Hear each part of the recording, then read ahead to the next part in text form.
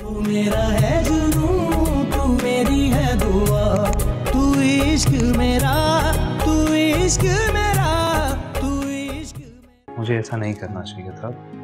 You need time to be the way I want you to be. और इसी तरह मुझे टाइम चाहिए वैसा होने में जैसा तुम चाहती हो।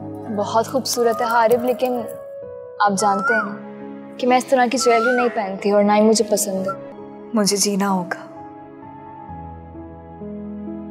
हया के लिए। इसका मतलब कि तुम मुझे किसी वजह से प्यार करती हो, बिना किसी वजह के दिल से नहीं। कम ऑन यार, मेरा ये मतलब नहीं था।